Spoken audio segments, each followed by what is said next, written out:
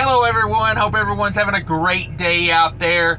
This is Trucking with Diabetes. Thanks for stopping by and joining me for the video. We talk about all things trucking and health related, and I focus on the type 2 diabetes a lot because I have it, and I feel like a lot of truck drivers out here are probably suffering from the same thing, if not probably heading down the diabetic road.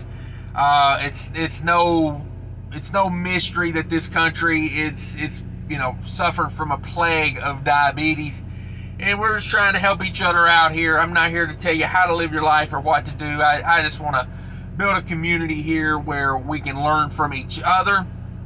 Great story in the news today. Want to talk about this a lot. This story is near and dear to me because I know people that suffer from kidney problems. And this story I'm reading today is in the Diabetic Times. It's called, the title is Low Carb Diet Enhances Renal Function in People with Type 2 Diabetes, Study Finds. Now, by all means, consult your doctor before changing, any medication or anything. But this story kind of goes along what I would think common sense tells us. But now doctors don't always tell us what seems right, so there's always room for questioning what your doctor tells you. I have a pretty good doctor. She understands diabetes and the low carb and everything. She's dealt with diabetics in her family, and for me that's a big deal because first-hand experience with people you love. It's not just your job. So let me talk to you about this story today. It says individuals with type 2 diabetes who follow a low carb and therefore possibly higher protein diet can significantly improve their kidney function, the latest research is suggesting.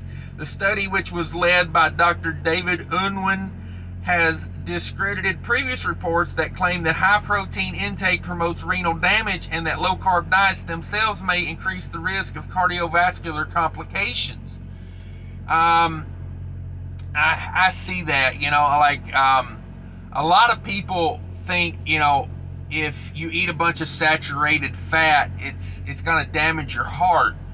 But your body makes saturated fat and cholesterol itself if you don't take on those things. So I think we've been living in a mystery or a veil of lies for about the past 50 years, through, the food pyramid. When I was a kid, you were supposed to eat bread. Bread was like essential for life. I don't eat bread no more, and I feel a lot better. But anyway, it says, during the work, the team of clinicians addressed 143 adults, average age 61, with type 2 diabetes who chose a low-carb diet for more than 2 years. The diet was designed with the aim of improving blood sugars by reducing the intake of sugary starch foods like bread, potatoes, and rice, replacing them with, for example, leafy green vegetables, full-fat dairy, eggs, non-processed meat, fish, berries, and nuts. There you go. That's probably what you should be eating, or those latter foods there. I have found I do a lot better on those foods.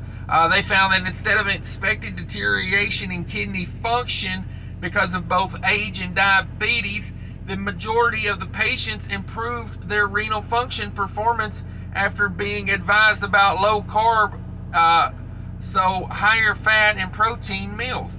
Over 30 months, the serum secrete, I can't even pronounce some of these medical words, of the patients, the serum secretion, it looks like, of the patients improved by a mean SD of 4.7.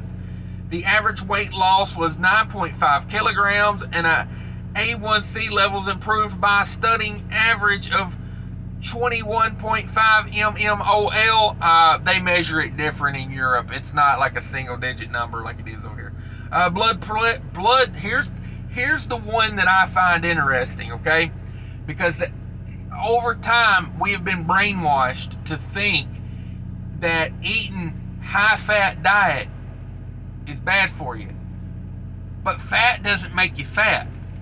You know, carbohydrates are what you store as fat, not fat. You eat too much fat, you just go to the bathroom.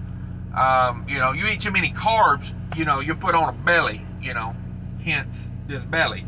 You know, this is belly by Little Debbie right here. But this right here is what I like about it. Here's what I found interesting. Blood pressure, cholesterol, and triglyceride levels improved significantly. Overall, 90% of the patients improved their diabetic control, with 47% achieving the drug-free T2 diabetic remission. That's where I'm going right now. I'm going for the non-medicated remission. I'm still taking medication right now. I'm still popping the metformins twice a day. But if it starts staying in the range it's in now, that I'm, you know, not smashing carbs all day long, I think, you know, probably a month or two, I have to talk to the doctor about, you know, maybe splitting those milligrams down, you know, still doing it twice a day, but like maybe half dose or something. Lead researcher David Unwin said, our general practice near Liverpool has been offering options of low-carb approach since 2013. Given the diet is lower carb, it may be either higher fat or higher protein, so auditing lipid profiles and renal function seemed a good idea. Yeah, I find that interesting that most of these doctors that put people on low-carb diets, come to find out their blood pressure gets better, their triglycerides get better, and their cholesterol gets better. The big one about cholesterol is, I learned this by watching a Dr. Ken Berry video on YouTube, that most statins will raise your blood sugar. Now, for me, I had a doctor try to give me statins one time. I told him, I said, I've done my own research on statins. I'm not interested. I don't want any part of statins. I heard a doctor describe it like this one time. You know, blaming cholesterol on heart attacks is like blaming the police for crime. You know, it's like, yes, they show up at all the crime scenes. So you're like, oh, if they're here at all the crime scenes, then maybe they're the problem. You know, so that's an analogy. You have cholesterol because the cholesterol is trying to basically grease the runway from the plaque that's typically caused by eating a high carb, you know, sugar diet, from what I understand. Now, I'm no doctor, these are not medical opinions, but I did like this story. I was very interested in this story. And the study reported the Norwood practice now sends less diabetic drugs per year than the average of the area. So basically what they're saying is, you know, since they've started recommending this low carb diet, they don't prescribe as many drugs. That was another part I wanted to talk about.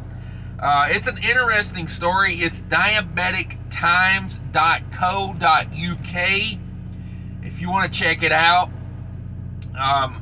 You know, it's Diabetic Times. It's the UK version, just what it popped up in my news when I search, you know, diabetes and stuff.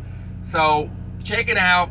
You know, it's an interesting read. It's very telling to me that all these other things get better when you stop eating carbs. You know, you would think if you up your protein, it's going to be hard on your kidneys.